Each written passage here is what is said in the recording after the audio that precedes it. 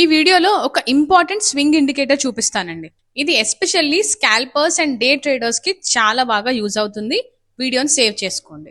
ఈ ఇండికేటర్ని యాడ్ చేసుకోవడానికి ట్రేడింగ్ వ్యూలోకి వెళ్ళి ఇండికేటర్స్లో స్కాల్ప్ స్వింగ్ ట్రేడింగ్ టూల్ అని టైప్ చేయండి. జస్ట్ అంకుల్ అనే పేరుతో వస్తుంది, దీన్ని యాడ్ చేసేసుకోండి. అండ్ దీనిలో కొన్ని సెట్టింగ్స్ అప్డేట్ చేయాలండి. సో సెట్టింగ్స్లోకి వెళ్ళి ఇన్పుట్లో షో పివోట్ లేబుల్స్ని అన్చెక్ చేయండి.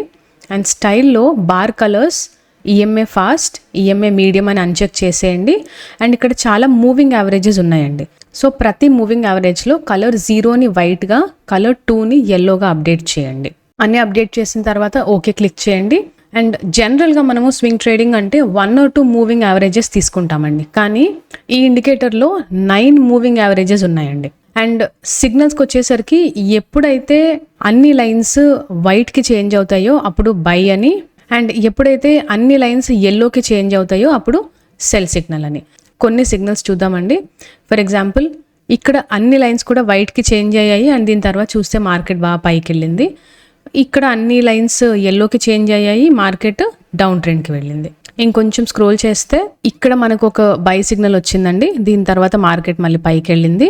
ఇంకొంచెం స్క్రోల్ చేస్తే ఇక్కడ అన్ని లైన్స్ ఎల్లోకి చేంజ్ అయ్యాయి, దీని తర్వాత చిన్న డౌన్వర్డ్ మూమెంట్ వచ్చింది. ఇంకొంచెం స్క్రోల్ చేస్తే ఇక్కడ అన్ని లైన్స్ వైట్కి చేంజ్ అయ్యాయండి, ఇది ఒక బై సిగ్నల్ అండ్ దీని తర్వాత మార్కెట్ మంచి అప్ ట్రెండ్లోకి వెళ్ళింది. సో ఇలా మీరు ఈ ఇండికేటర్ని యూస్ చేయొచ్చు. అండ్ ఈ ఇండికేటర్లో ఇలాగా blue colour and red colour lines ఉన్నాయండి, వీటిని మీరు ఇగ్నోర్ చేయొచ్చు. అండ్ ఈ ఇండికేటర్ అన్ని టైం ఫ్రేమ్స్లో కూడా యూస్ చేయొచ్చు. అండ్ ట్రెండింగ్ మార్కెట్స్లో ఇది చాలా బాగా పనిచేస్తుంది. నెక్స్ట్ వీడియోలో ఒక ట్రెండ్ రివర్సల్ ఇండికేటర్ని చూపిస్తాను. తెలుసుకోవాలంటే ఛానల్ని సబ్స్క్రైబ్ అవ్వండి.